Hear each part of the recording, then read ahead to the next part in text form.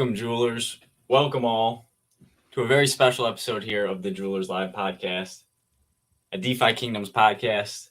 Here we have today Mr. Bolon Soron himself, the Director of Player Engagement for DefiKingdoms. Bolon, how are you doing today? Helps if I unmute. I'm doing well. Excited to be here. Appreciate the invite. How are y'all doing?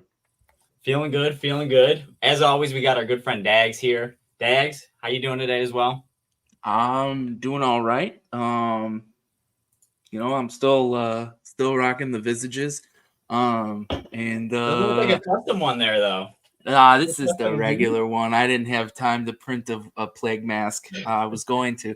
How stupid would that be if every week I show up with whatever the current visage is? And I would love that. Look what the team did. Maybe I'll start that. So dumb. But yeah, man.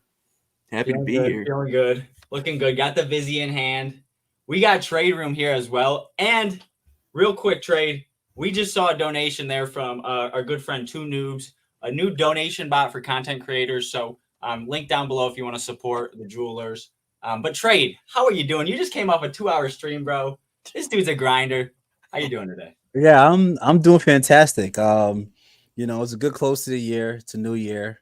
It feels good to be active. It's a lot of traffic happening with the overall markets. Sentiment is high.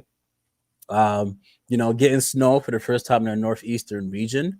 Okay. And coming off of really feeling like I have a grasp of, boar hunting. And for somebody who was a non-gamer, the biggest question that we all had was, okay, cool. You can make your blockchain. You can have good security. You can travel from blockchain to blockchain. But is the game going to be fun? That's the ultimate decider. That's going to be the end all be all. What is this? What is this combat grounds thing? And now playing this game, I'm having to reevaluate how much time I'm putting into this game, because my wife loves me, and we converse here and there, and then I'm like, there's a means to this cause. Understand that we are on a journey to greatness.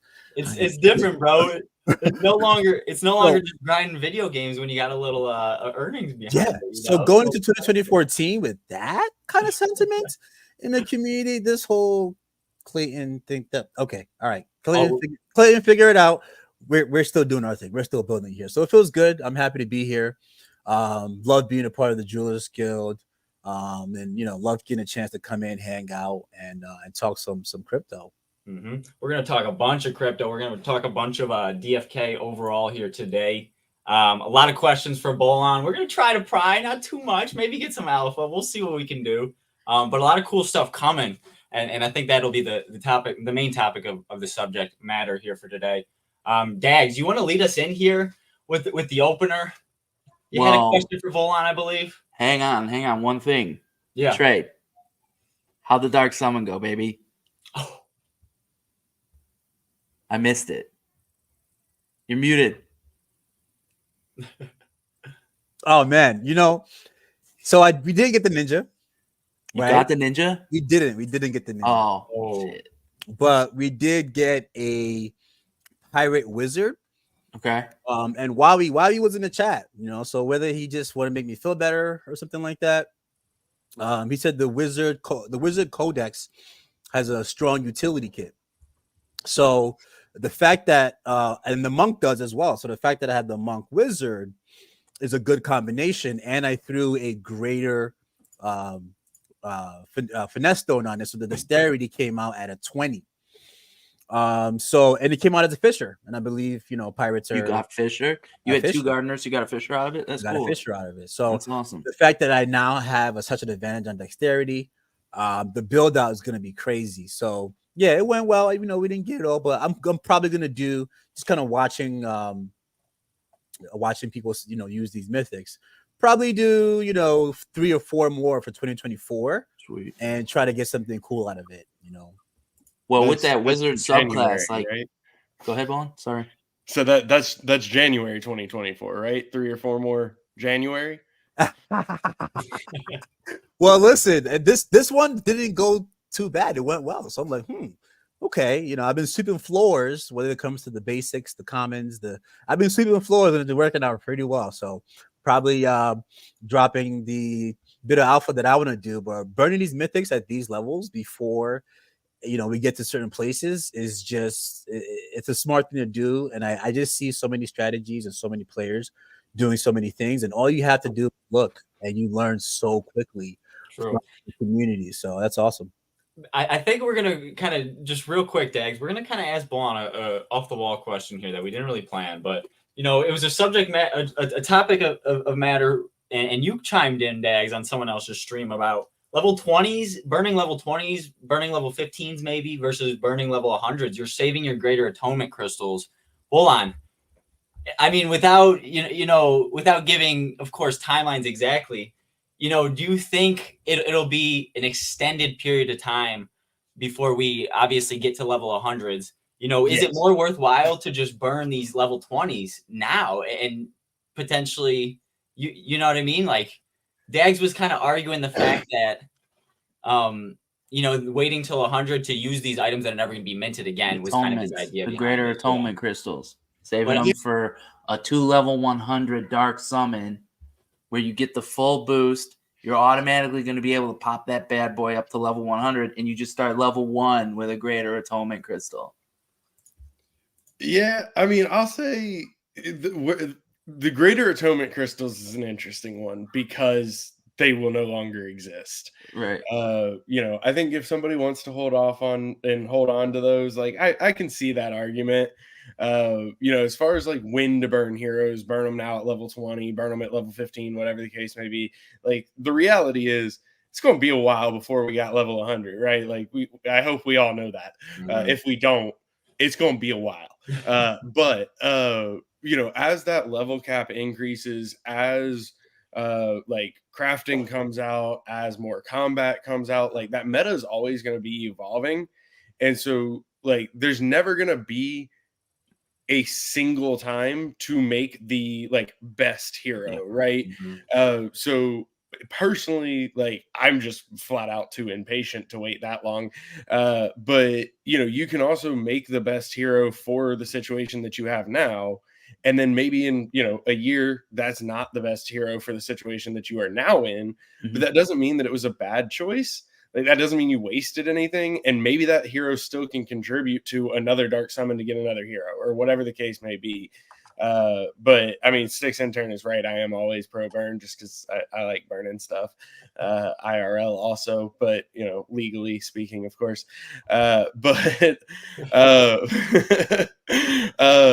no, I mean, I would say in terms of items that will never be available again, like I can see that argument to hold off on them. You know, I think if you really want it now, really, you know, can boost what you're doing now, there's an argument for that as well. But as far as like waiting to burn, you know, I want these two heroes to be level 100 before I burn them. I'm gonna have so many other heroes between now and then. Like, I'm not waiting for that. Right. Yeah. I mean, though, as far as like, I mean, with that, I mean, you're saying it's gonna take a long time, but what is a long time? Because you guys land Gen Zeros, Greater Atonement Crystals, these should be generational assets. So the pressure's on. I mean, all right, fair enough. If my grandson is the one who gets to use our Greater Atonement Crystals, so be it. Hey, ain't nothing wrong with that. You know, just make sure it's in your will. You know, make sure he's got your keys, and you'll be in good shape. Daggs can wait a long time. Big shout out to Register for the bloaters. Man, the pit creates such an interesting dynamic. And someone made the point, Daggs, that if you were going to wait that long to throw level 100s, you know, hinting at, of course, the fact that game development is going to take some time. It's going to take some time for us to get to level 100 heroes overall.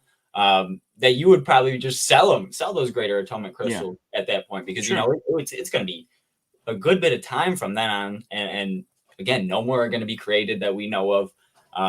So those things are only theoretically, in my opinion, probably going to increase and appreciate. So Trey, do you got anything to add on this dark summoning topic? I know you're fresh out the pit, bro. So you're feeling the flames. So what do you think? Yeah, I mean, I think it's a great tool. For me, I got into the ecosystem. Even when Dark Summon was released, I really didn't Dark Summon like that because, you were held to a cap of about 15 to 20 heroes. You built some sort of psychological connection to your first two. And then it's like, oh, but letting go of them. But then when you look at the game and you look at the slogan, command your legion, claim your legacy, you clearly see where we're going. And so now you're like, oh, I'm a lieutenant, I'm a captain, it's an army. And now when you have an onslaught of heroes, you understand how beneficial that dark pit is, because you can allocate a certain percentage that I'm always going to burn based upon new information that comes out, new data that comes out. And so it's a tool and a mechanism that the more I use it, the more I get it. It's not like the more I use it, the less I get it. The more I use it, the more I get it. So I'm going to probably do it more forever, Yeah, the more you do it, the more you kind of see that value that's just built within that system. And I love it. I absolutely love it. The next burn mechanic comes out. I mean, that's going to be interesting. A lot of people are calling for a hero inflation tool to help again. Another burn mechanic. Whew. Can I just leave this up? I'm tired of trying to catch people. Yeah. I want to zone in on the conversation. I love being able to see this donate tool. Yeah. It's awesome. It's fun. Again, big shout out to Two Noobs. He's working on an update. Hit me up in the DMs if you have StreamYard in your content creator. I'm trying to help get that widget added without kind of working around a restriction that StreamYard has there. So but big shout out to Two Noobs. Another third-party DFK dev, just helping and helping the community, helping the Web3 community, and specifically pretty awesome stuff. So kind of leading us into one of our questions here, Bolon. What was your first exposure to crypto? When did you get in? Wait, hold up. Are we just going to let that next burn mechanic go? We're not going to push on that? What are you going to say? Bolon, what's the burn mechanic? What is it? You're going to tell us? There you go. There you go. What's it about, man? Are we burning? Is it still heroes? Are we, is it equipment? I mean, what are we, come on, man. We gonna be burning everything, but I was referring to a hero burn mechanic. Okay. Oh man, how deep can we truly get into this topic as far as what information? I hope it's like burning heroes for like greater stones or some shit like that.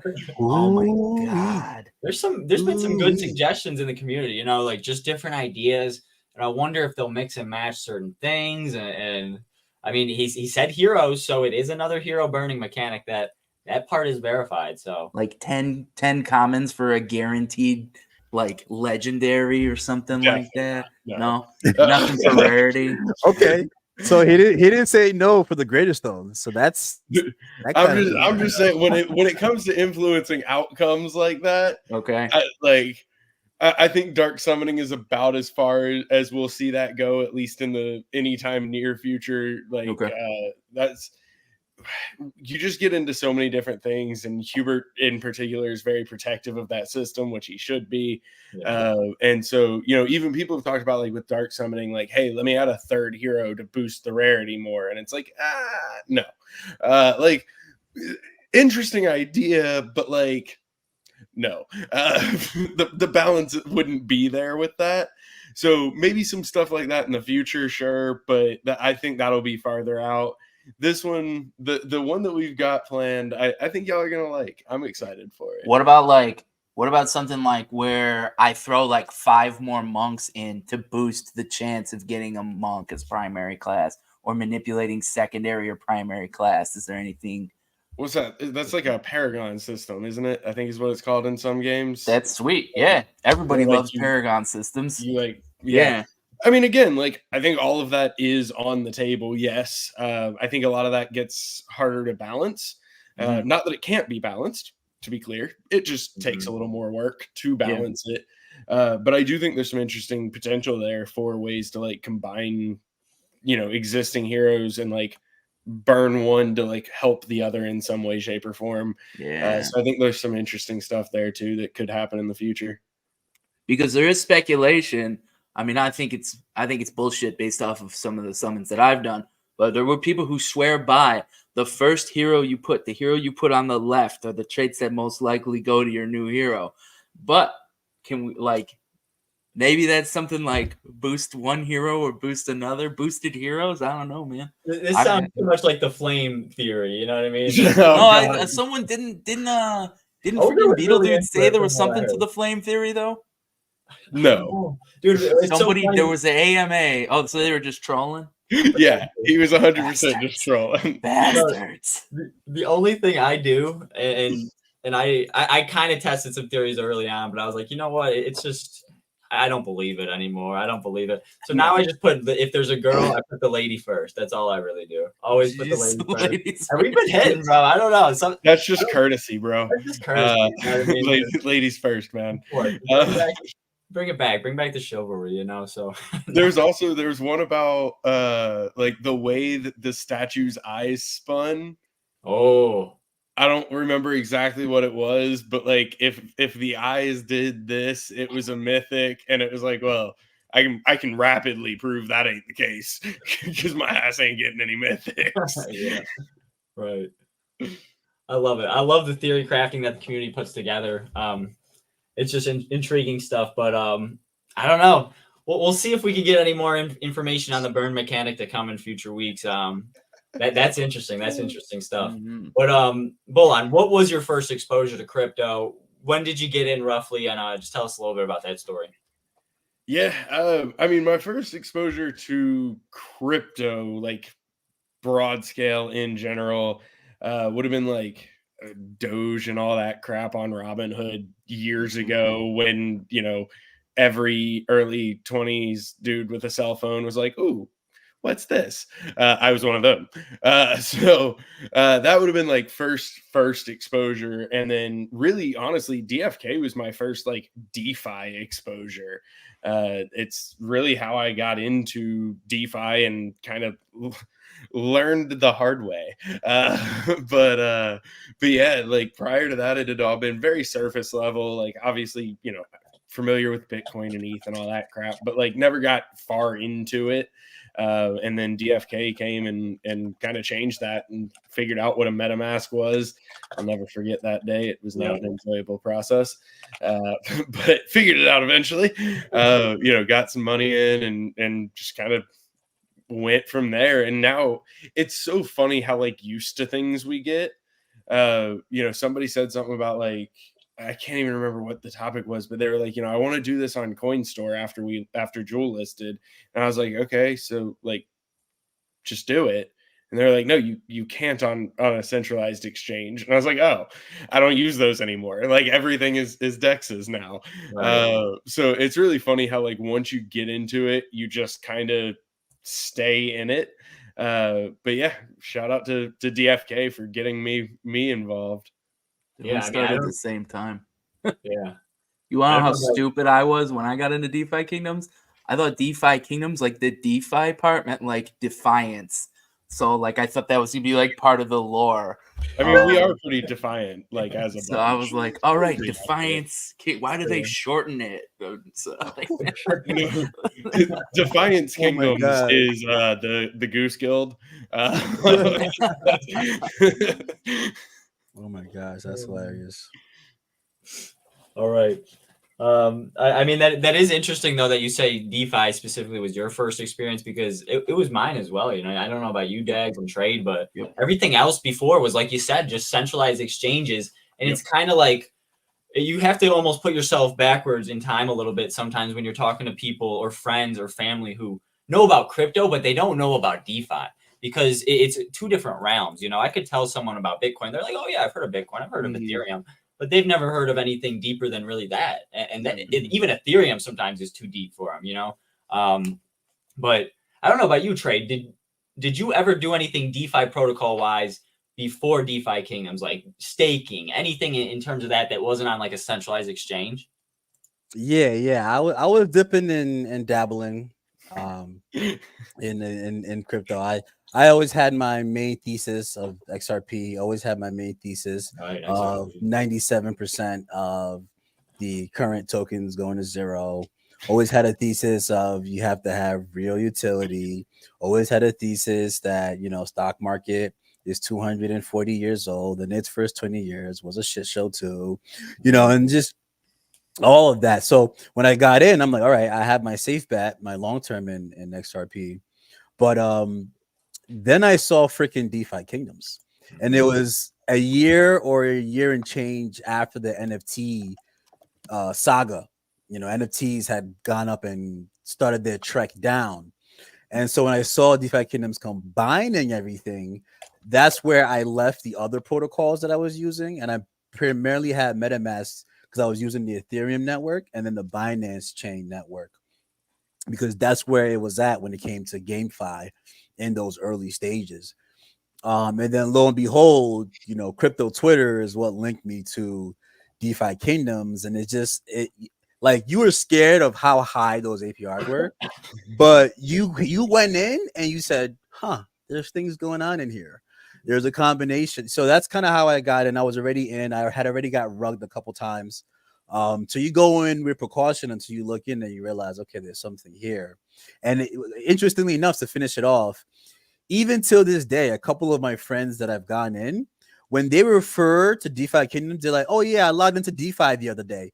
And I'm like, no, DeFi is a whole sector and DeFi Kingdoms is a, you know, you start breaking it down, but it's still till this day, it hasn't clicked that there's an entire ecosystem that subjugates counterparties and all that stuff, you know? Yeah.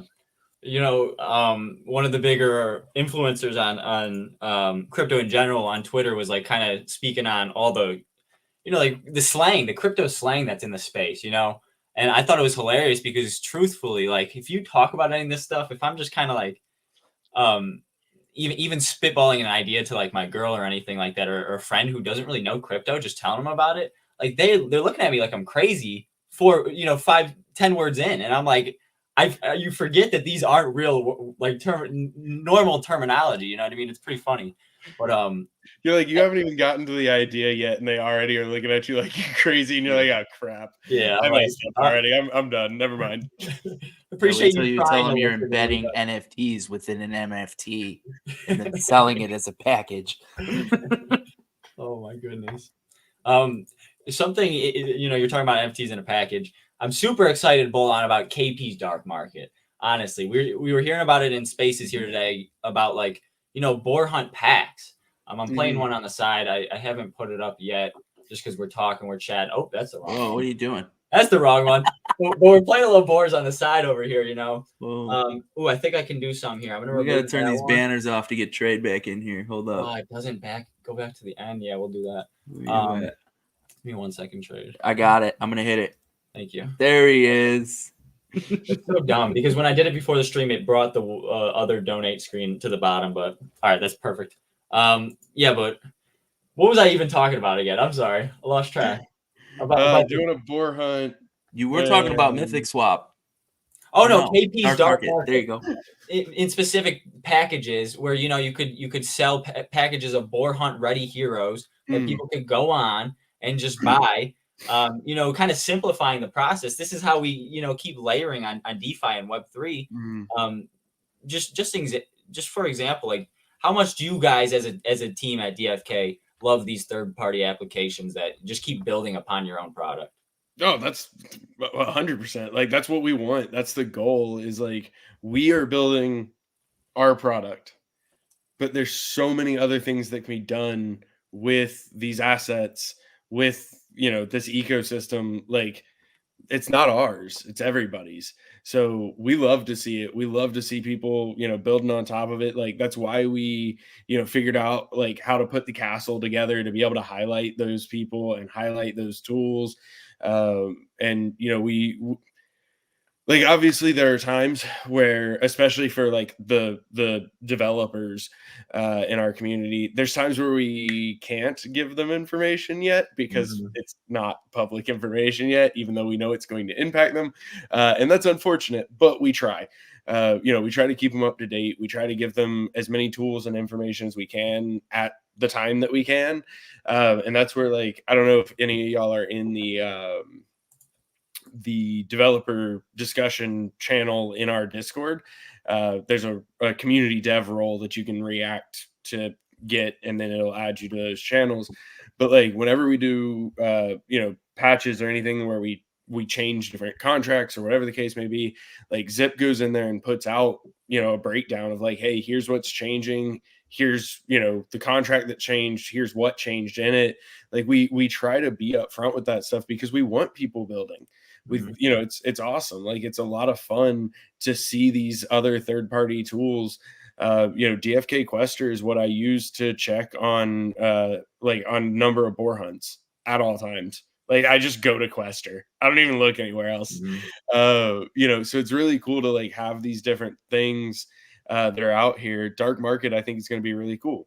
And I talked to KP about it like forever before he was on the team, like when he was kind of like brainstorming the idea. And there's not really a gamified NFT marketplace. And when I say that, I don't mean that like the marketplace has to be gamified, but like if you go, you can see our heroes and our pets on OpenSea because OpenSea has Clayton integrated, so they are there. But you go and look, and it's really disappointing. Like the NFTs aren't animated. You can't see all their stats. There's no information because that's not what OpenSea is built for. OpenSea was built for JPEG NFTs. So having an NFT marketplace that's more designed for gaming NFTs outside of our own, like obviously, but having like an open one where other projects that can build on DFK chain in the future will be able to use dark market for their NFTs as well. Like that's a really, really cool thing to have in place. And I think it opens a lot of interesting opportunities. I think there's a lot of players that will come in and still go to the tavern and find the hero that they're looking for. Yeah. And that's perfectly okay. But if somebody's been in for a month, they've started to figure things out, and they're like, okay, I want to try this boar hunt thing. And, I don't really feel like trying to figure out a team. I can just go buy this team. Is that team going to be exactly what they want forever? Probably not. They're going to want to build their own team eventually, but it's a way for them to just grab a pack and get started off the bat.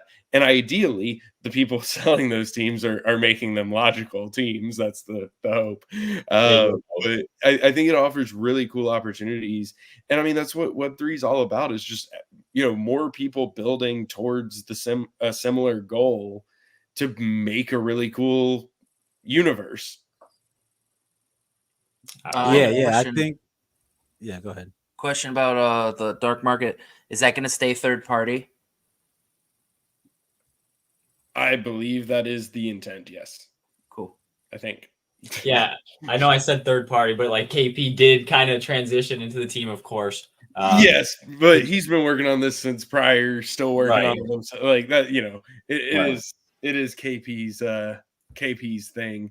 KP's baby, of course. KP running the development of that. So that's beautiful stuff. I'm looking forward to that. That's going to be really cool, especially, like you said, kind of the onboard users who maybe just want to dive in quicker. They'll get a feel for the heroes, and then maybe they can be like, okay, this one sucks. Why is his dexterity so low? I need to go buy a new one, and then just slowly transition into these elements of the game. So that'll be crucial. You guys got anything else on the topic of the dark market before we proceed?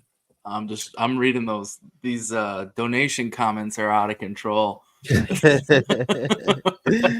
Oh my gosh. I'm gonna go back to the other screen. I got rugged on some tears. Oh my goodness. Oh man. Oh, I got a summon. Where'd it go? Did it not share? There it is. Oh, bring it up. I just had it. Where'd it go? There one? Yeah. I changed. I got 3 here. I think this one's my Gen 0. I don't know. Pop it open. Sorry. It's so hard to like keep your brain going and multitask up here, man.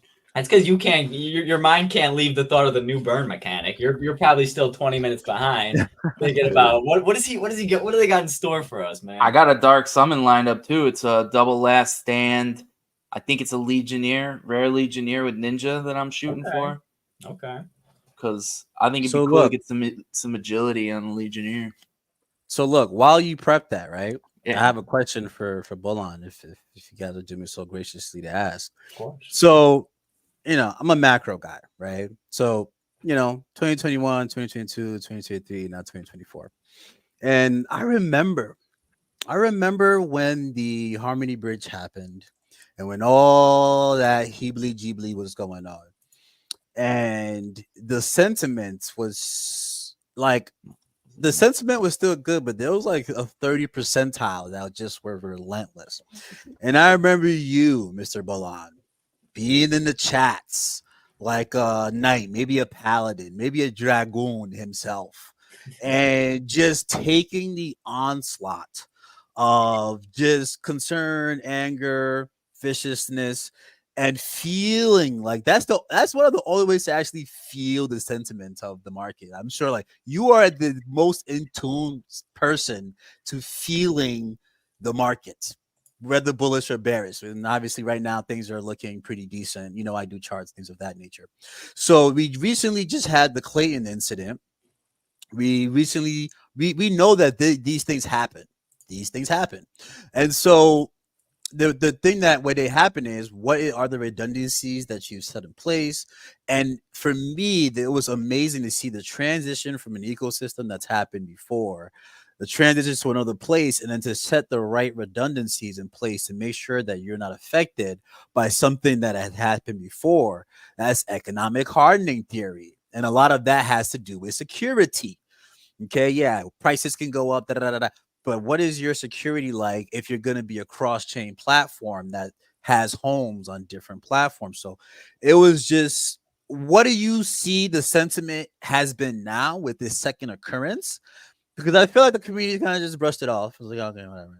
It's going to repeg at some point. Let's go back to playing our board. So what do you feel the sentiment before then, now, and what the team has done, from the past moving on to the here now? Yeah, no, I definitely think sentiment has been different this time around. For one thing, I think a lot of our community has been here since prior to the Harmony hack. And so, there is a sense of like, hey, we've done this before. Like it's gonna be all right. Because that's that terrifying moment, right? Is this the end? Is everything over? And that was 90% of what I was doing in chats after the Harmony hack was, no, it's not the end. No, it's not over. No, we aren't dead. And so that one it just wasn't even really a question, which was awesome to see. People have seen that we're a lot more resilient than that, and that it's going to take a lot more than that. Beyond that, I do also think it helped, like, we were a lot less exposed because we learned lessons, but also a lot of our player base was a lot less exposed just because they weren't Harmony, or I'm sorry, they weren't Clayton maxis. A lot of our player base came from Harmony. They were already on Harmony when we launched. Like, there were people who came to Harmony to play DFK, yes, but there were also people who played DFK because they were on Harmony. And I mean, that was the worst part after the Harmony hack, was people talking, I had, tens of thousands of dollars, hundreds of thousands of dollars, whatever the case may be. And it's just like, I don't know how to be the one to tell you that it's gone. Like, that's not what I thought that this was going to be. And, I think that helped too, partially because I think people learned how to limit their exposure, especially as not only Harmony happened, but then Luna, FTX, Celsius, like lesson after lesson kept piling up. And so, I think just in general, I think there was a lot less exposure than there was to the Harmony hack. And it's also just been a much harder market recently, right? The Harmony hack, like, it didn't come at the, peak necessarily. Things had already started to calm down a little, but people were in pretty high spirits still, and then just wham. So, I think there were a lot of factors that went into making this one a little bit less painful. hopefully the assets get repegged and everything goes back to normal and we're in an even better place. But definitely just having a lot less exposure, both on our side and our users' side, was helpful. As far as what we've done, we learned a lot of hard lessons from the Harmony bridge hack, namely treasury storage. But that's definitely a big part of it. It's something that, when things are going well, you have no reason to think like, oh, Harmony's going to get their bridge hacked, because why would you be thinking that? It's not top of mind of where your treasury stays. You're accumulating these funds on Harmony, so they just kind of stay there by default because you're not actively migrating them off. And then a bridge hack happens and you go, oh, well, okay, not going to do that again. So, things like that, things like responses, obviously it's tricky when it comes to like responding, because we don't know either. We're dependent on getting information from other sources as well. But just, within, I don't know, maybe 30 minutes and probably less than that of like, I feel like everybody kind of found out from that one Twitter post. I don't know if people found out another way, but within 30 minutes of that Twitter post going out, we were already on a call with like 8 of us, going through what's happening, what can we verify, what don't we know, what do we know, what do we need to know before we make an announcement. What steps are we taking? Kill LP withdrawal fees, kill these pools. All right, let's get that done. So we just had a much better process, because this time we had a process, whereas last time we did not. That's one thing too. Like, if you own your own business, if you run your own crypto project, like whatever the case is, if you're in charge of stuff, like have emergency procedures. It's something we talk about on a semi-regular basis of like, if I got hit by a bus, where does that leave Kingdom Studios? Like, what do I have control over that other people couldn't get into? And how do we fix that so that that situation just doesn't exist anymore? And it sounds really morbid, but it is what it is. Like that's maybe I'm just on a cruise and unavailable, whatever the case may be. Like you need that redundancy. What do they say? Removing single points of failure. Failing to prepare is preparing to fail. So, but Bolon, when these things happen, you speak on it. You've been, unfortunately, DFK as a whole has been through 2 of these chains. No fault to you guys at all, but it's been through this experience on 2 different chains.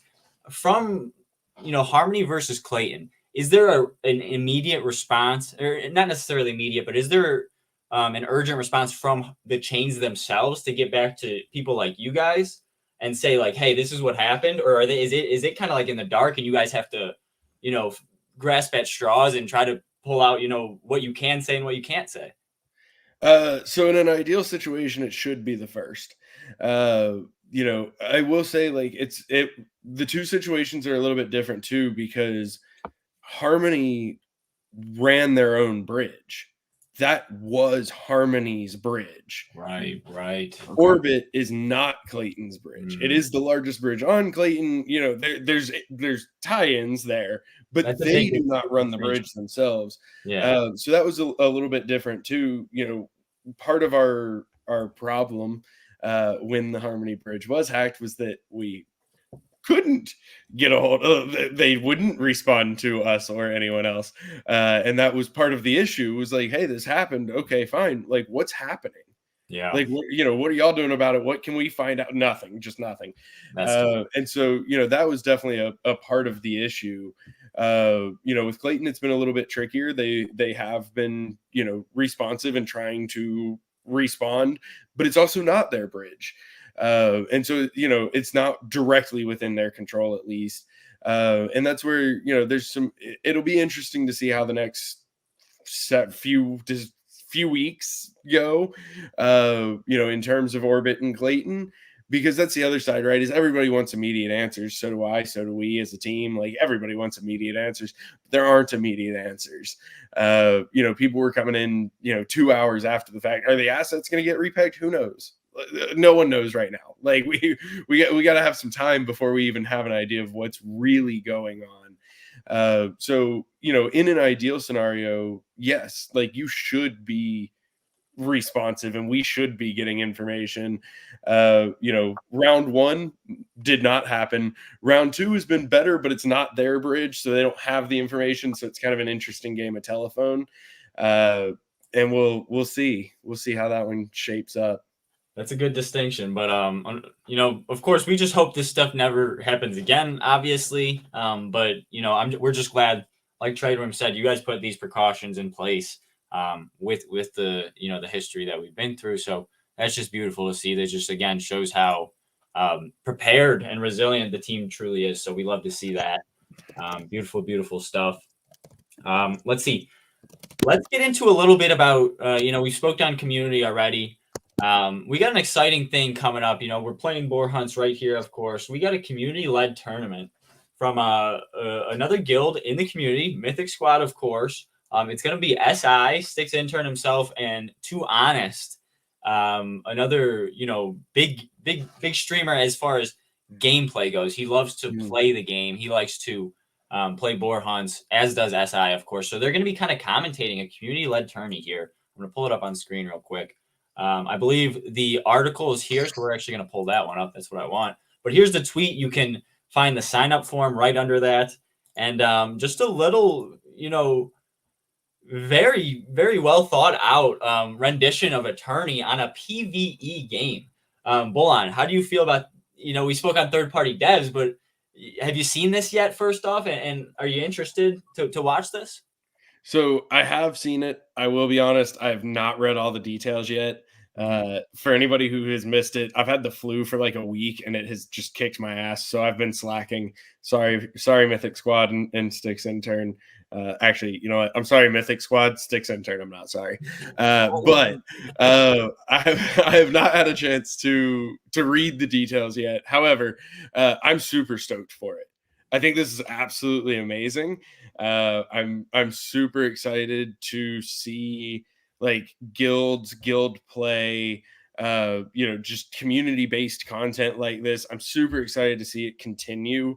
There was somebody that did, their name started with an A and I can't remember what it was. Adam, I don't remember, but they did duels tournaments for a little while and that was really fun when they were doing that. I'm really excited to see that grow into boar hunts. Like, yes, boar hunts is PvE, but there's so many options to like make it competitive within players. And that's where you've seen obviously like DFK Quester has the leaderboard as well.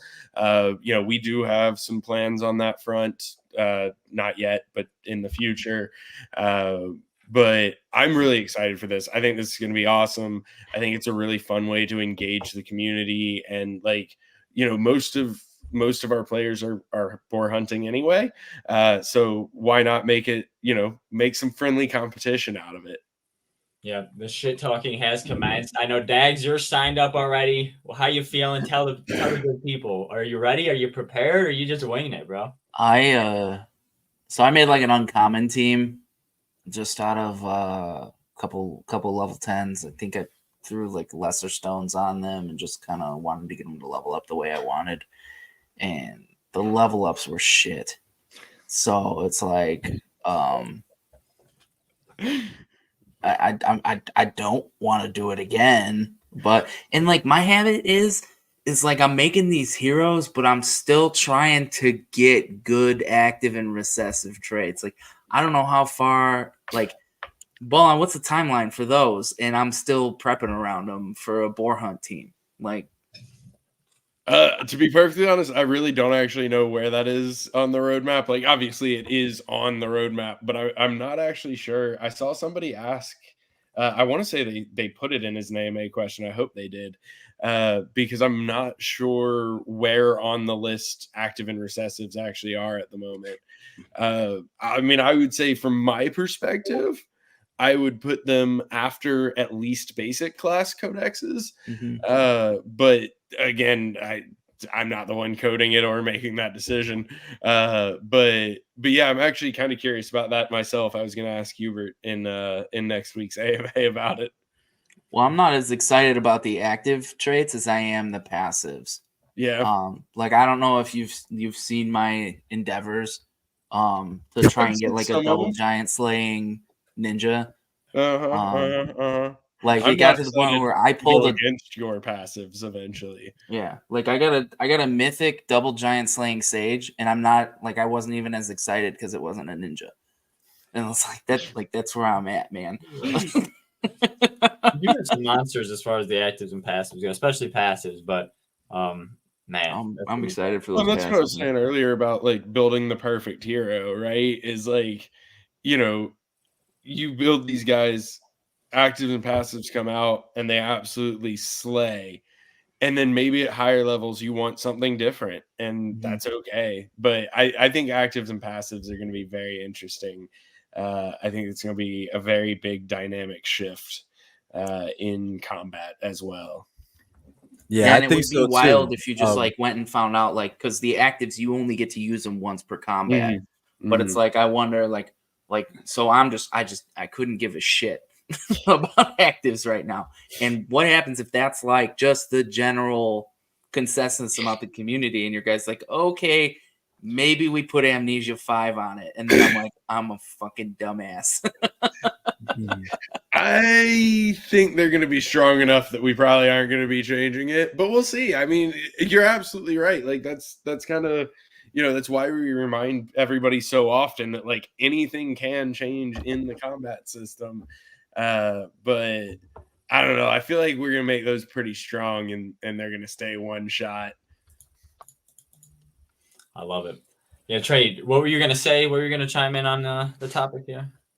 Yeah, no. As we were, talking about the Mythic Squad tournament that they're running, and Bolon kind of spoke about, the ecosystem being set up so that developers can come and develop on it.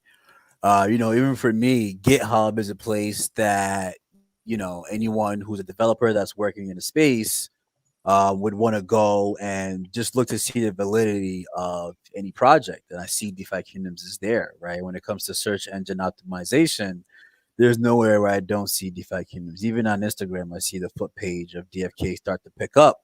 But it's also good to know that on Discord, there's another way to keep up with development, right? Now I'm going to tap in, and that's a bit more updated. Even though I see Mr. Zipper on GitHub, updating stuff, updating stuff here and there. But all in all, like all these different tournaments that are being done by guilds and everything, even for the trade room, we did the $13 holla where it was 4 players and you were limited to $13 and you had to do certain events, including private PvP duels where no one was using it. And we just said, oh, let's use it, and we put it to work, and it was a tournament and it got heated and there was a pot. And to see the ecosystem grow and more individuals do this, it just goes to not just the web of the game, but the web attached to and outside of the game as well. So that's what I think of that. I'm excited for the Mythic Squad tournament. I'm gonna try to slide myself in there as well. It seemed to act like it's gonna be very tough, which is why I kind of backed off initially. But you gotta have some sacks to help in here, man. I hear you. If of course, part of the guild, I got a few extra squads. I love boar hunts. I told Daggs already. I know he's got some good teams, but if any of you guys, guild comes first, baby. So if any of you guys need some teams, we'll hook you up and hopefully bring home the trophy. Bolon, I don't know if you saw as well, another community thing. Fantasy football. Daggs came just short of Starbucks, so Mythic Squad took the trophy there. So we're Oh my That god, sucked, man. I hadn't scored less than 130 points since week 3, and I get 78 that's on the what freaking championship. 1.5K jewel swing in that game, technically from we second. had multiple. We had multiple running, right? Yeah, Starbuck won 2 leagues, but which is insane. But the Jewelers League, of course, 1.5K swing whether you go second or first. So Daniel still came out with a good little hefty bag, but damn, we're really hoping to pull it off in the Mythic Squad. Mad Boar Hunt, the inaugural Void Hunt tournament from Mythic Squad here. So I'll quickly go through just the 6 fixes that you'll have to, the team comps that you'll really have to, kind of.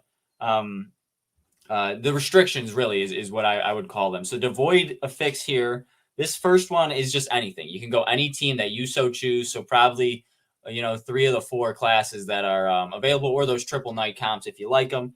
Genesis affix, the Holy Trinity. You got to go the classic 3. The priest, archer, knight. I love that. That's my favorite comp personally. So I'm excited for that one. If we make it, that's if we make it to round 2, because there's no retries. You got to win it the first go. They'll be streaming in the Mythic Squad Discord. So check out Mythic Mayhem, I believe the channel is. Everyone's got a stream. So, it'll be, shared for the public, and you can't retry on the side or nothing like that. Impotent codex you get, or affix, you got to use 1 class with no codex. So, Daggs, I know you like that ninja, that damn ninja that you use. You could throw that one in there. Hopefully be able to knock out that round. You got the mortal one. This one, I think, is no priest. So you got to avoid a little bit of your heals. That's going to be tough for us. That's going to be tough for us, man, because we love using our priest. We love the priest. We love the control. Like in your stream, just before this trade, you were killing it in boar hunts. Unluckily, of course, I can't remember. Did you get loot? Did you get anything cool? No, I just got tears. But I just came from a Chargers mask. So I'm yeah, that's what it was. You were equipping the freshly looted Chargers mask. Those things look sweet as well. Oh yeah. So parched it just gets harder and harder, as you guys see. Parched, only one potion you can use. So you got to have a damn near flawless run. And then brutish affix. You got to eat a rampage and live to see to tell the story. So this is going to be fun. This is challenging. Bolon, do you think with your teams that you got in your Legion, you think you could take this on? No. Not a chance. That's what I said. Good Lord. Sticks intern. That's genius, just evil, bro. It's well thought out. He said, they got in with the Mythic Squad, a bunch of good minds in there, and they just kind of threw ideas off each other, and this is what we came to. We'll have and you can't lose? No, you can't lose at all. No retries. I told him, I was like, look, this is going to be over by round 5. I don't think we'll make it out. Honestly. Like RNG's got to come into play. Even the best of the best, you still got 60-70% win rate. So, retries are bound to happen. So I'm super excited about this. That is brutal. Okay, so that one where you have to eat the rampage, yeah? Yeah, right here. It doesn't matter how many dies, right? Be alive too. My rampage team. Real quick, Daggs. Not all your heroes have to be alive. You can any of your heroes can die, you just can't retry. Okay. No. In the 6th round, it says that you have to defeat it with all your heroes alive and eat a rampage. You're right. Yeah, I didn't know that. That's crazy. Oh, man. If I make it that far, my my team that can eat a rampage doesn't have a priest right now. Oh, really? Interesting. I don't know if I'll keep it. In chat saying he's worried he made it too easy. Well, he wants a 5% completion rate, just like the next boar hunt. Right. What are we fighting? What are we fighting, Bolon?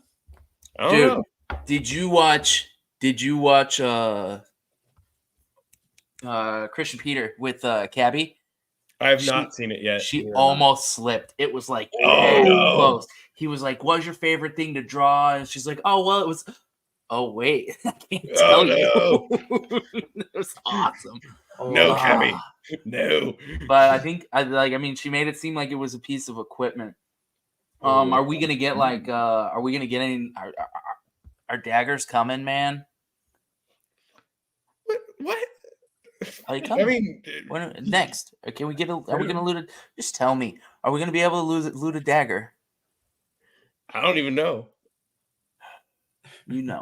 This is where I need the. I just want to. Well, wait. What's the weapon on a ninja? Whatever those ninjas use, that's what I want. Because I'm using this ninja here. He's not gonna have a codex for a while. Like, at least let me get him a better weapon. I'm gonna be honest, Daggs. If the codex isn't coming out, I don't see them bringing out the weapon prior. So you might be shit out of luck there, bro. Can't you put the sword on your ninja? Can you? Get the gore blade go on them? Let me check. Have you tried? Oh, that'd be sweet. I haven't tried any advanced heroes like that, Ed. I've tried paladins, actually, so I think you're right. You can do it on paladins. Let me double check. Yeah, I mean, it just depends on if ninjas can use one-handed swords, but I feel like they probably can. Yeah, here's the pally. Here's my bread and butter, who, by the way, is getting mad XP in boar hunts. If you can get a hero over 10 and they're like a little tankier, you could throw them out there with a nice little priest knight comp and run a... And they'll level up fast, yeah. I'm trying to see that dirty. Well, so here's the thing. is when you hover over weapons, it doesn't tell you what the hell's equipped. So I don't even know what item the ninjas You have. click it. If you click, well, I mean, yeah, I get what you're saying. Oh, you're talking about when there's just a dummy item, or like Yeah. when it's just like their default. Yeah. Yeah, I was trying to remember if there was a list anywhere of what weapons each class could use, but I don't think there is yet. Okay. Okay. All right, I'm I gonna try was to. actually trying to remember that the other day. Shut up, Wowie. I did not say that, Wowie. But yeah, I mean, it's really just what class uses which weapon type, which we might need to get a list put together of that. We do have this, of course, kind of describing the types. I don't know if this is all of them incomplete. But you got your one-hand axe, two-hand axe, bow, daggers. Like you said there, Daggs. Maybe the dagger is. Who knows? I don't know. Gloves, one-hand mace, two-hand mace, one-hand spear, two-hand spear. Staff, a wand for the wizard. So the wizard probably won't be able to use those staffs. That's pretty cool. And then some one-hander and two-hand swords. So that's going to be epic. Here, look at this. This when I click here, like I wish I could hover over and it would like tell me what that is. But yeah, I don't have any like unequipped items, so I can't even try it. What's the little eye in the bottom right of that square say? That just says 1. Oh, okay. Because you can get weapon 2. Yeah. What happens if you click equip next to Goreblade and see what happens? Nothing. Okay. There's an eye next to it. There's a little eye. Where next to the next to equipped. There's a little. Oh, you know what that means, Daggs? All 3 of those are equipped. Oh, I know they're already equipped, but I was just that's what I was saying. I don't have any. Should I just buy a Goreblade real quick and see if we can pop it on a night or on a? Yeah, let's just buy one. Well, Just go buy one. What? Before you do that, go back to that other screen real quick. I just want to see something. Within the hero. You got it. The Justman right here. Yeah. Go. Manage equipment. Okay. And then click on that one again. Mm-hmm. All right. So the blade, if you hover the eye on the blade, it says already equipped. What does it say on the bow and the staff? Same? Or does it say? They're already equipped. Yeah, I threw that on. No, yeah. Unsupported class. What is strength too low. Okay, so I could get a blade. The blade does work. Ha! But his strength is too low. What's his strength? Go see. Is it 20? His strength shitty, dude. Look Apparently, at this guy. Weak. What is that? I can't see it. Let me see. Can I zoom? 19. I wonder if it's 20. You need one 20. more. Probably is 20. Put the guarantee on it so you don't get rugged. Put the guarantee stat. Yeah, maybe. Damn, he's 15 too, bro. Unreal. Well, I was like, why would he need it? Yeah, I like what you put your points in. I like the idea there. Interesting. So again, Bolon, you're not gonna give away what monster we're fighting, bro. You're just gonna keep it private for now. It's fine. Yeah, I don't know. That's gonna be fun. I'm saying I don't want to see a Yeti. That's either a Yeti or some sort of like whelp or dragon. I'd love to see that. A little magical damage to hit us back with, you know. So stack up on your wisdom. That's my guess. I want to see. I'm really excited for the next fight. I think a lich would be cool. A witch? Ooh, a little witch would be sweet. Lich. Oh, a lich. Okay.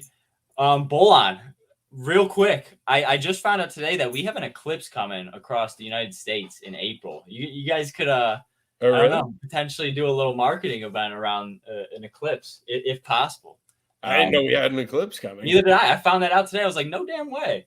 So that's going to be pretty cool. I don't know if it's across the whole U.S. And I don't know about other parts of the globe. I barely know anything about eclipses. But heard that today, I was like, that's sweet. It's in April, so. Is it a solar eclipse or a lunar eclipse? Solar. Ooh. Yeah. Ooh. All right. Yeah. So pretty interesting. I have to check that out. But yeah, I will say I am very excited for the next fight. I think it's going to be a lot of fun, and it's got some very different mechanics, including some that caused some problems for Beetle that have since been solved.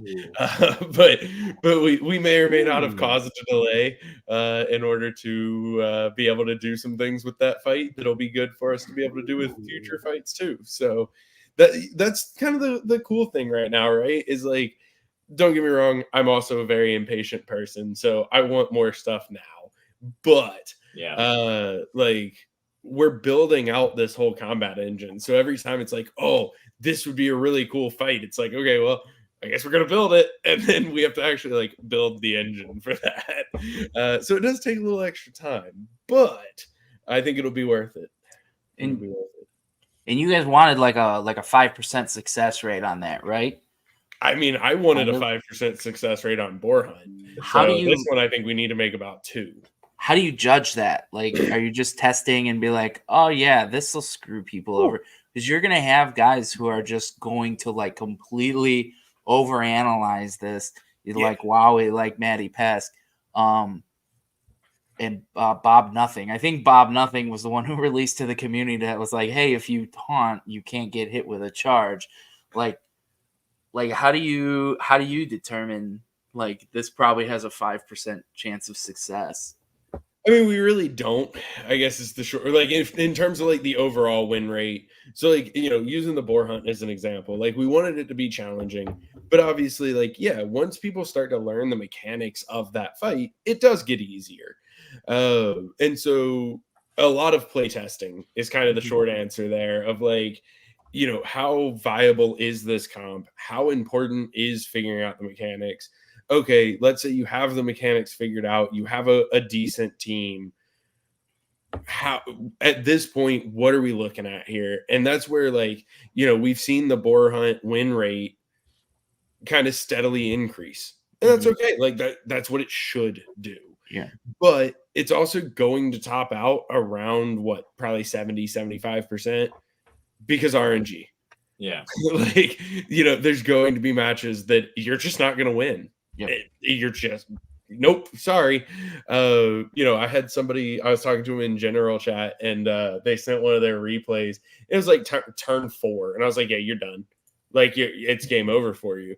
You just, like, their tank got crit twice in the first round of the boars. And I was like, yeah, you're fried. There's nothing you can do. And sure enough, it was like turn 8 and their tank was dead. And I was like, yep, well, that's GG. Like you know, but a lot of it's just kind of play testing and getting a look at it. And what we really want for it to be engaging.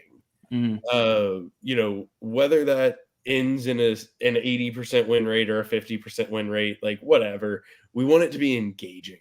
And you know, that's what obviously like Boar Hunt was our first experiment.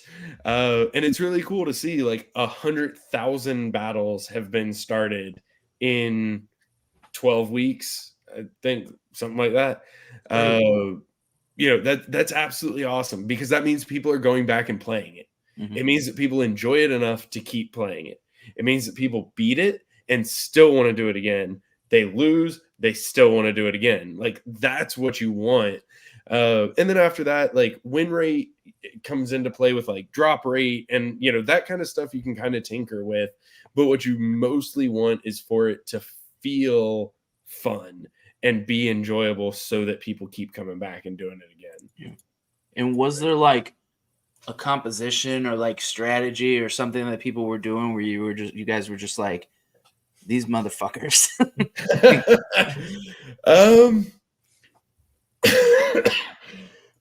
I don't think anybody caught us too far off on this one. Triple Archer was a little stronger than we anticipated, so we made some adjustments.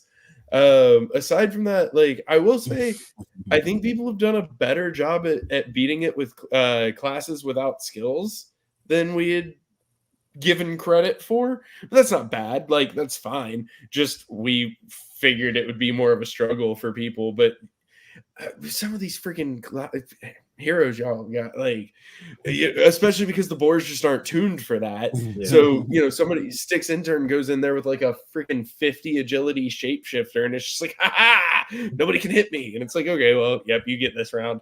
And he drops the board levels down by putting a level 2 priest in. Yeah, Archer, yeah, or whatever. Yeah, she's an ass. But the cheese for the cheese god. Them lawyers know the loopholes, dude. They know how to find them And that's absolutely going to remain the case. Y'all are going to think of some twisted crap that we just didn't think of, and then we're going to nerf it, and it's going to be fun for everybody.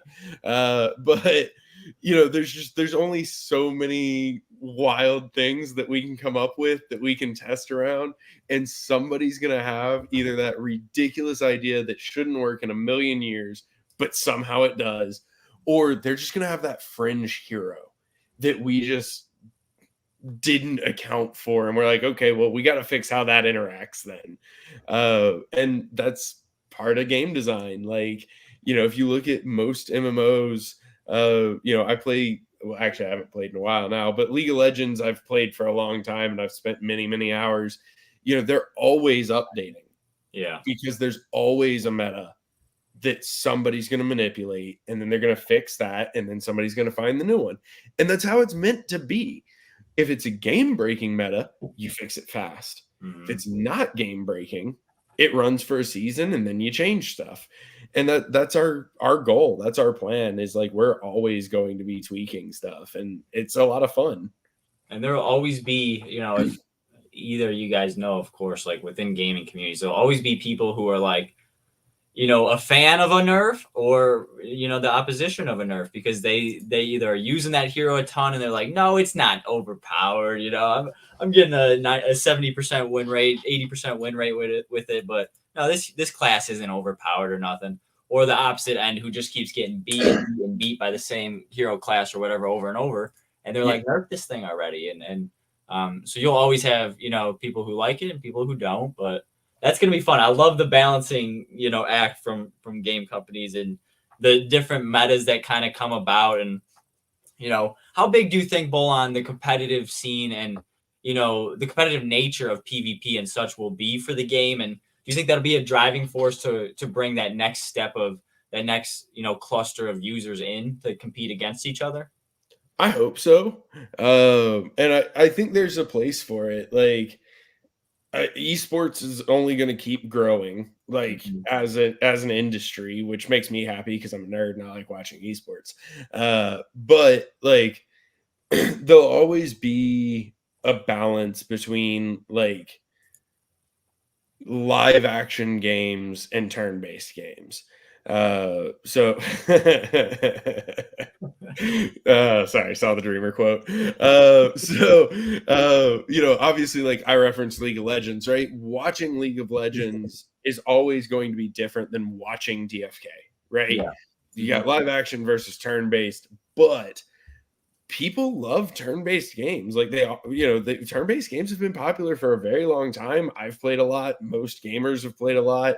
I go back to like Ogre Battle 64 on the Nintendo 64. Commander. Like, freaking love that game. It's a great game. I would absolutely watch people competitively play that game. And I think we'll see more and more of that. Like, as esports keeps growing, we'll see more diversity. Obviously, like there's already a big shooters scene, like first person in particular in esports, but we've also seen a lot of MMOs take off. So I think there's a lot of potential there. I'm really excited for it. And I think it just really depends on if people want it to be competitive. But I can tell you we do, because competitive is fun. Yeah. And I want it to be like cutthroat competitive. Yeah. Well, and even if it seems a little slower than like the shooter games and the MOBAs and all stuff like that, I mean, there's people tuning in for card games, right? Yeah. Like Pokemon 100%. And Pokemon card game and Magic the Gathering. And I watched some of the Magic the Gathering YouTube streams. People watch D&D streams. I mean, hell, Sticks Intern pointed out like chess and checkers. Netflix made a whole series about a girl playing chess. Yeah. It's very real. Like, not everything has to be live action. Live action is fantastic. I'm not hating. But I don't think it being turn-based prohibits esports. And I think there will be a niche for it. And I think that we could have a very interesting system for it. Having the replay functionality already built in, I think has been massive. just in like spreading this hunt and like showing what our gameplay is and looks like, and also like helping people learn about it. Anytime somebody comes into Discord and is like, man, I can't figure out how to beat these boards, it's like, cool, drop me a replay link. Yeah. Like, let me actually watch what you're doing and give feedback. So major shout out to Beetlejuice for that, because that has been absolutely incredible. Yeah, big shout out to that, because and the group of people, there's always, whether Discord, X, Twitter, there's always people ready to be like, yo, let me see what you're doing. Because they've been there, they remember those first days of boar hunts where they struggle. Yep. Like you said, that win rate slowly increases when you find the pieces to the puzzle. Mm-hmm. And the next one, from what as you it should. said, and that's, go on. I was just gonna say, like, it's super like fun when somebody's like, I'm playing boar hunts for the first time. Like, I keep getting murdered. Like, I don't know what to do here. And I'm like, hey, so there's this thing called Rampage, and it's triggered, and you have control over it. And they're like,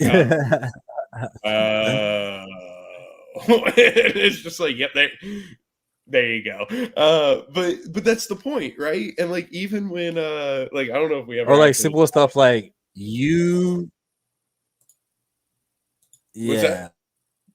or like simple stuff like you can kill the boars, the baby boars, while the mother boar is charging. I knew somebody that played for 3 months without utilizing that, and as soon as he found that, it completely changed the game for him.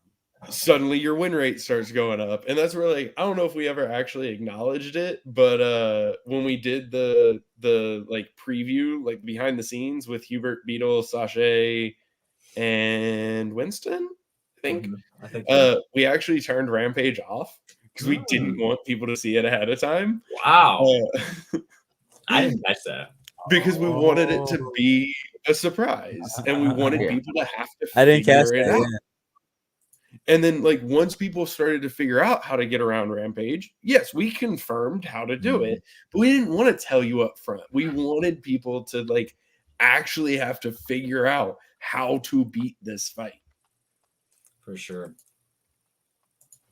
Yeah, I mean, I'm excited for the second one.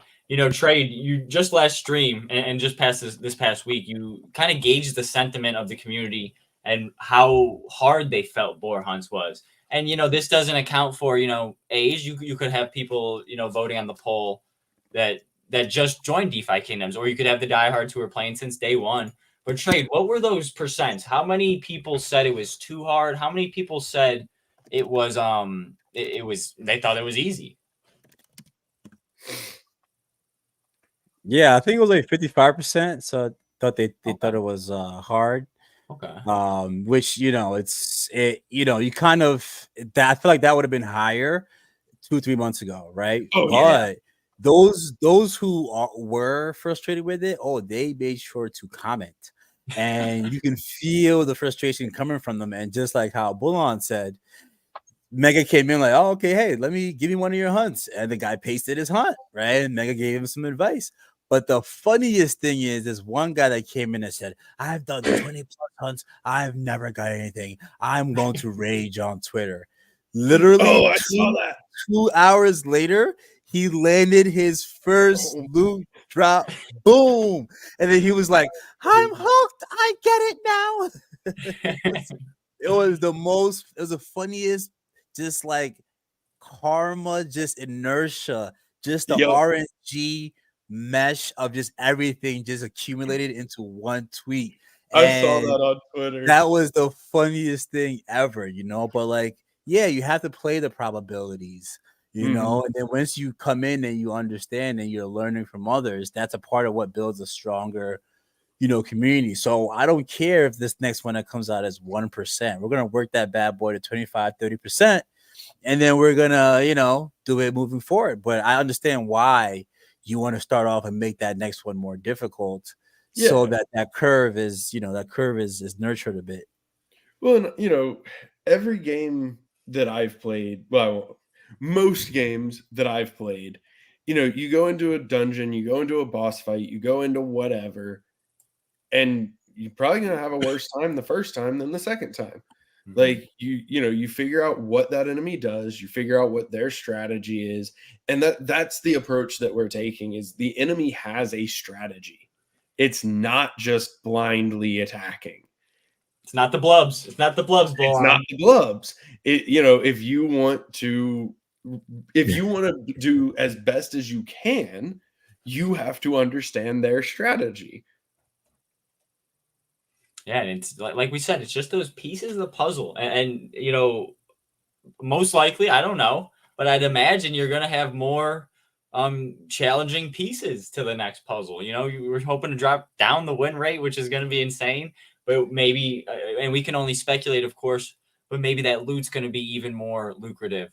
Maybe that tier floor is gonna go from 4 to 10. Who knows? I mean, we're so excited to see. And you got a bunch of people waiting on it. So it's beautiful to see a game, progressing in this way. You got people who are still playing the prior version, but they're also waiting back of their mind. They're like, how can I prepare for this next this void hunt or whatever, it's insane. So yeah, I think it's going to be a lot of fun. I'm super excited about it. One thing also that we've mentioned a couple times, and I'm not going to drop any alpha about it, but I will just plug it as a reminder for people. We are still working on a couple of ideas that we have had for the rewards of hunts. And more specifically, as a reminder, any of those that can be backdated will be backdated. So, if you're still hunting and you're grinding out and you're getting your 4 tiers, that's all I ever get. But you're getting your 4 tiers and you feel like you're getting frustrated about it. Like, just know that we do have some stuff in the works and that we will be backdating any of those changes that can be. So you're not losing anything. You just don't know what you're getting yet. Alpha. I mean, you guys already went back and kind of backdated and changed it once before, which was beautiful. That is big. I mean, no one's gonna, I don't think, say no for the boar hunts that they've already completed in a little airdrop in addition. But in all honesty, I love the change that you guys made to the 4th floor. I wasn't trying to dig at it or anything like that. No. I didn't take it that way. I agree. No. I think it's been great, but it's a perfect example of like that's kind of our outlook. Is if we feel like the rewards are too low, we're not just going to say, well, thanks for playing while we feel like they were too low. Now, do you have any? Of course, whatever you say probably isn't going to be the boss that we're battling. But do you have any ideal monsters, mobs, elemental gods, anything in the universe that you want to see as a void hunt boss in the future? There's one thing that I want more than anything else. It's very simple. I want you to go into a dungeon and be faced with the heroes that you've killed. I'm screwed. Perilous Journey, Dark Sacrifice, or Dark Summoning, I meant. I don't care how you killed them, but if you owned a hero and you died, guess who's back? Oh my. Well, at least mine are all less than level 10. So. Oh, they won't be. Oh. No. There's quests in the pit too, Daggs. They're getting XP too, bro. It's yeah. No, that all I want it so badly. I've mentioned it here and there over time. Like, I'm determined that I will get it one day. And I think I don't think anybody's been like, no, we aren't doing that. That's stupid. Obviously, not the next void hunt. Yeah. But I do think it would be super fun if you just you went into a cave and there's just a pool of water, and out of that pool of water, your dead heroes stood up, and then you had to fight your dead heroes. That would be crazy. That's my deepest desire. You're a sick, twisted little man. And who knows, man? They could get really crazy with the Daggs and maybe intrigue you to kind of jump into a boar hunt like this, where maybe it's like a pants type of drop rate where one of those heroes, you get the choice to bring one of them back or so. I mean, I don't know. That might be too far gone because just the nature of the pit and that would piss so many people off. Oh, yeah, exactly. That's why I'm thinking when I say it Oh out my loud, I'm like, God. oh, that might be tough. That might It not. Because probably then it's wouldn't like, happen, but it oh, would be so cool. you guys have access to the Dead Hero wallet, Right. the burn Yeah, so wallet. yeah, is it in a wallet that's like unaccessible? Kind of is that like how the idea is? I don't know or- how crypto works. So Yeah, I don't know. Who knows? Well, Yes, the regardless. graveyard wallet is inaccessible. Okay. Oh. Oh, awesome. Now on the Void Hunt Note boss to topic, everybody. is there any chance of potentially collaborating with another project, kind of like how you had the bloater as a boss in another game? Could we see something like that in the near future or in the future at all potentially? Yeah, I definitely think there's room for that, and it's definitely something that we're open to. I don't know about maybe near future, but in Yeah. general, yes. I think it would be a lot of fun, and I think there's some really cool opportunities there to do very similar to what Tales of Illyria did with our bloater and put somebody's IP in as a boss. I think that would be really cool. That was really cool to see. I know we talked about it a little bit, but just to bring new eyes on both projects. I'm sure a lot of the Tales of Illyria people took a look at DefiKingdoms, saw what was going on, and I know I did. I know Daggs talked about it a little bit, so I know we three talked about it a little bit. So Yeah, it was a lot of fun, and that was really cool. And it was really cool to watch them kind of bring the bloater to life in a different way. Mhm. Even if we had a bloater void hunt, like it wouldn't look like what their world boss looked like. So that was really cool, and it's just fun from like the bloater's fun. Like everybody loves bloaters, so it just adds that like entertaining lore side of like it doesn't actually have any bearing on anything in our game right now, but it's fun. Mhm. And that's the point. It's a freaking game. It should be fun. Right. Like The point of Vizzies too, like those are fun. Those are yeah, I don't have any at people all on love this vanity team. gear. Yeah, I don't have any on this team because I've been just kind of running through my squads in the background here. But those plague masks, I mean, I'll pull up the tweet on the side. Those plague masks are insanely cool. they look so freaking good. Like I don't know how SBD is going to top this. I feel like he really set himself on a dangerous path with hitting this freaking second Vizzy. Because every hero I've seen. There's always Super Saiyan hair, so yeah, definitely. I mean, he should have maybe kept this one in the bag of how cool it is. You know what I mean? I'm saying, like, but hit him hard, maybe. I mean, hit him with the Yeah. good stuff right away too. I mean, I'm sure he's got plenty more cool designs in the bag too. he definitely does. It's SBD. He always does. I can't wait. So I got a question about like, and maybe this hasn't. Maybe we're too far away from it to have an answer to this. But it's like when we go do the boar hunt, we're just kind of dropped in, right? And so like, is it gonna be like one battle is always gonna burn all our stamina, or are there gonna be like these? Do you enter like an instance and that kind of takes your whole stamina? Is it gonna be like the PvP? Like when I think like Final Fantasy, right? You have all these little battles that you do to kind of train up, and you will eventually get to a boss. So is it going to be like, what's it going to look like? Is it like once we enter, is it going to be like a PvP instance? We're on kind of like a board game, kind of like what is Axie like, right? Don't they have like steps that you move, and once you get to the end, that's your like daily. Like do we know what this is gonna look like when we have these little precursor battles up to a boss battle? Like what am I gonna see on the screen? Do we have a plan for that you can share? Or I will tentatively make some comments that I am not responsible for. But no, I think there'll probably be some of both realistically.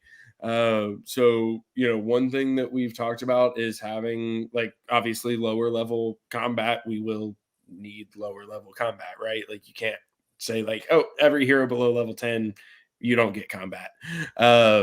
Where maybe some of those are going to take less stamina. That's definitely possible.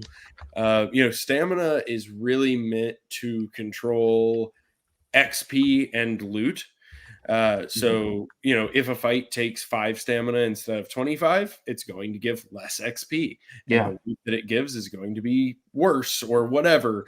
But I definitely think we will see some fights that take less less stamina for sure. But I do think that we will also see some that are more like wave style. I'm a huge fan of waves. Not necessarily like zombie style, although that is fun also, and I'm down for that too. But just like general, like, hey, like we're gonna keep ramping this up so that you can learn how combat works. So, you know, the first time is going to be really easy. And then when you kill those guys, there's going to be new guys and they're going to be harder. And so I definitely think that's on the table as well, where, you know, that could go either way. It could take stamina based on how far you make it, or it could just be a flat amount of stamina no matter how far you make it. You know, I think I personally lean more towards the second one because making it farther shouldn't be punishing. But I'm also not the one that designs it. But to answer your question, I think we'll see both. I think we'll see all of that. I don't think there's really a limit on like one versus the other. Okay. Yeah, because like when we, you know, we don't see our heroes moving around the map yet. So it is kind of hard to visualize, right? Like, how is the whole PvE thing gonna look? And I was on Sticks Intern and Beeve. They have their Bloats and Beeves, their X show, right? Yeah, Bloats and Beeves, and we were talking about like you can't level a hero from 1 to 10 without doing profession quests. So and you guys said that profession quests were really going to be a small part of the game. So I can't imagine that we'd have to take a hero from 1 to 10 to get them combat ready. Not long term. No, there will be combat experiences for, I mean, realistically, there'll be combat experiences, I would say, for level 1 heroes. That's what I want. You know, are they going to be the most fun thing in the world? Nope. But they'll be there. And, you know, it'll be your introduction to the combat system. But yeah, and that's where I think, like, I'm going to get myself in trouble at some point. But I'll say for me personally, I would rather have level 1 combat be more in a wave system to where, like, levels 1 through 4, 1 through 5 can utilize the same experience. And, you know, level 1 heroes are only going to get through the first 2 or 3 waves, and that's fine. They're going to get rewarded for it. They're going to get XP. It'll get them leveling up. Yeah. But that way, instead of being like, here's your level 1 combat, it's this, you know, like I always go back to like World of Warcraft, where it's like I'm running around looking for a deer that I can kill in 1 hit. Because it's all I can kill, but I have to kill 12 of them to get a level. Like, you know, that's an option, but I'd rather do more of like a wave style where, you're only going to get through 2 or 3, but then you're going to get your XP and you can just keep doing that. And as your hero levels up, you're going to make it farther through the waves. And it's time in app too. Time in combat instead of profession quests is time in app is money. Absolutely. Spent. So I will say that is my preference. Whether or not that's what, you know, Hubert has in mind or designed, I don't know. But yes, the plan is to have combat for all heroes. We wanted to start with something hard. We wanted to start with something hard for a few reasons. One, fun.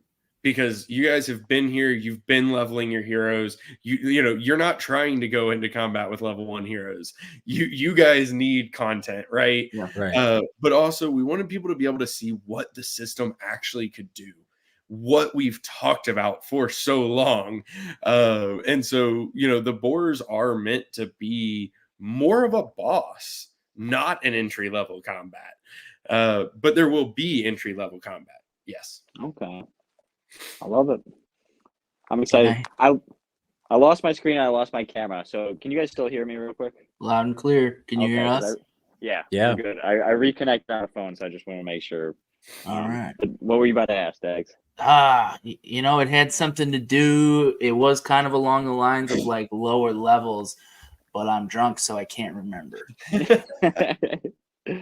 Oh my goodness. Well, it's been a wonderful. It was a good ass question too. Damn. I believe it. He can say that now because we can't prove him wrong. No, it was a good freaking question. I know, Daggs, you said you're gonna buy Mr. Bolon here a drink when you meet him in person. So, Bolon, what's he buying you? What's your drink of choice? Probably something fruity, hopefully pink. If it comes with fruit garnishes, it's even better. Like I love a little umbrella. I drink for taste. Like I'm not trying to prove anything. I just want it to taste good. And fruity drinks taste good, so I There you drink go, fruity. man. I like it. I like it a lot. All right, Trey. I You got gotta any, wait. I gotta ask this one. Okay. Bolon is Scandinavian for enough, sufficient, adequate, or a bit boring. Soron is a variant of the Danish word Soren, meaning, and I'm not pronouncing these correctly because I don't speak Scandinavian and I sure as shit don't speak whatever the hell they speak. Never mind. Danish. The word Soren, meaning strict or severe. Does your name mean severely sufficient, strictly enough? Or did you just make it up? Did you rip it from a game or a show? Severely boring, actually. No, I made it up. Actually, it came from a Google elf name generator because it's from a Dungeons and Dragons campaign that I played years ago, and Bolon was just busted from day one. I'm very lucky with dice. Not in terms of like I'm going to the casino and cleaning up, not that lucky, but just like basic lucky. Sure. And so, we went to roll characters and my lowest stat was like a 14. And I'm like, yeah, I'm just gonna roll everybody. And then I rolled a nat 20 to find gauntlets of ogre strength. So then I had a 19 strength. And it was fantastic. My DM introduced a elder white dragon to steal all of my magic items to try to get me back under control. And it didn't work, but it was a lot of fun. And so then, I was joining the DFK team and they were just like, hey, you need a fake name. What do you want it to be? And man, it's really hard when you're just like put on the spot like that. And so I went back to this D&D campaign. I love it. They tried to nerf Bolon. They couldn't. I love it. Pretty much. That happened to one of my friends, and he's just like, all right, well, I'm going to shoot God, like, because the DM, and he rolled a freaking nat 20 on a ranger. And so my friend took a Pringles can, and he just threw it at the D20. The Pringles can landed straight on the it wasn't the D2, it was his miniature. Landed straight on his miniature, bounced off, and his miniature was just still standing there. And so it was just like, all right. Because my friend, like, what is it? Is the True Shot bow the one from EverQuest?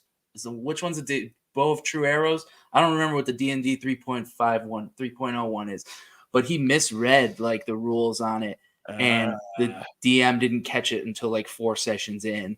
And so, whoops. Yep. Funny. And he also picked the first elf name from 3.0, Aramil, which was a female name, but he switched a letter and then said it was male. So that'll do it. That'll do it. I love it. So we're nearing about an hour and a half, boys.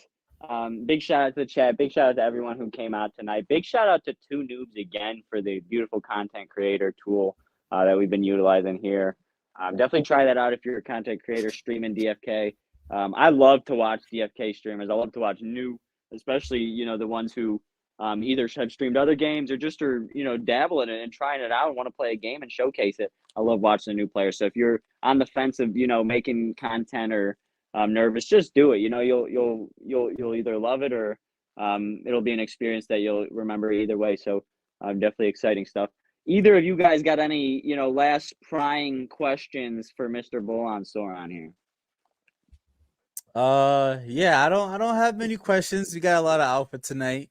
When you talk about the OGs of DefiKingdoms, all the players like to, poke their chest up and say, yeah, I've been here, but Bolon really been here. So he's definitely OG status. Like, this guy has literally not changed from the first time you saw him coming off of Discord, responding to 90,000 people every millisecond, right? So just big shout out to you, giving your roses now. We've been there, we've done that, and we're going to continue to build. So it's cool to hang out with the jewelers, cool to hang out with you guys tonight. Got a lot of good conversation going on and some alpha. That was awesome. That was awesome. We love I look alpha. forward to Discord lighting up like the late 2021 days again. Yes, sir. It'll come. The day will come again where You know, that part of the Discord maybe I may have to avoid. You know, we've done it before, and it gets crazy when we got a bunch of faces in there. So let's see. We'll finish out with the closeout questions, if that's right. Daggs, did you have anything to add? No, I mean, I don't know if I want Discord up to 30,000. The whole reason I joined the Jewelers was to get the hell out of there because I felt like a freaking intruder. It's like I own a Gen Zero and I feel like an intruder on this damn Discord. Like, Come hang out, Daggs.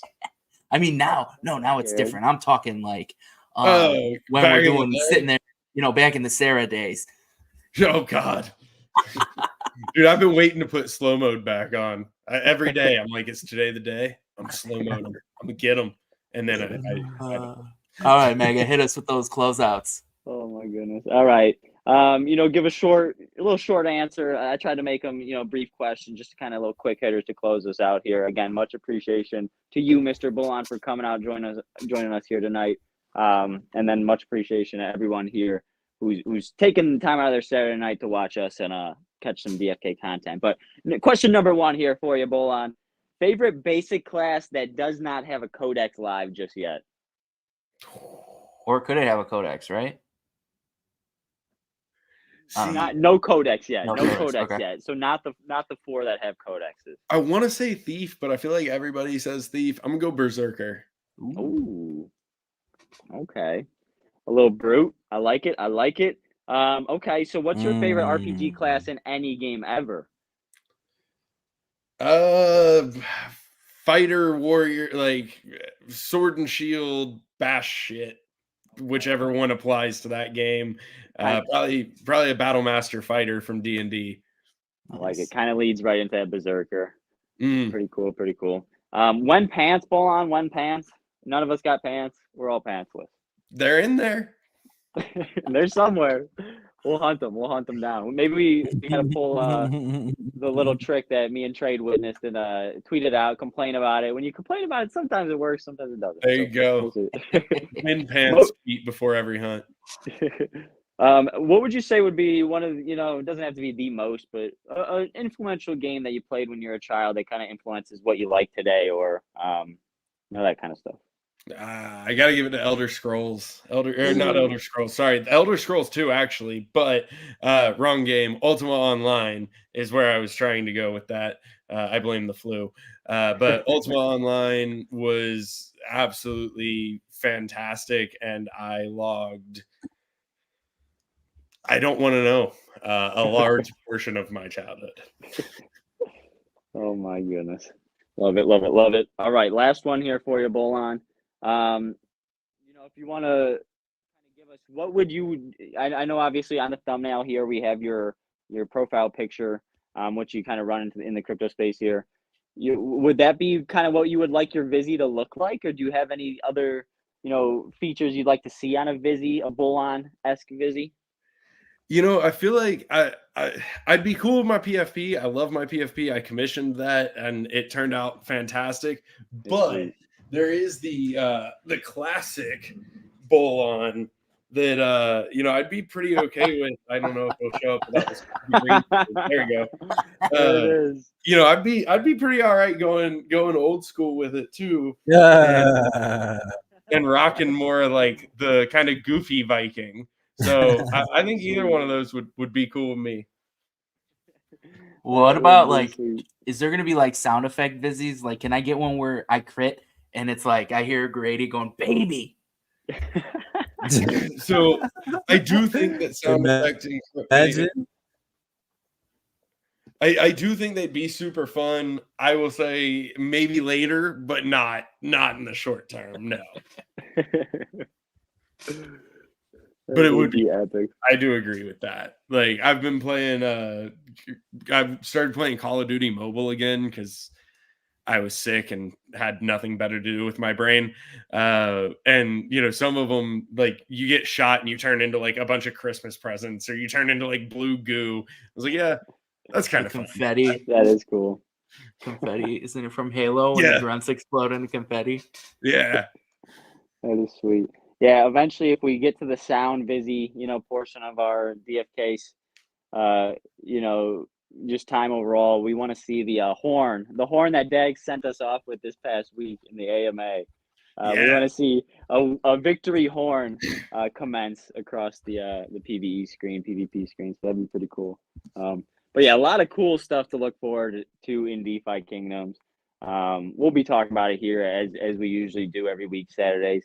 Bolon will be talking it Thursday in the usual DFK AMAs. Gotta love those from the team. Any other final comments from any of the boys here?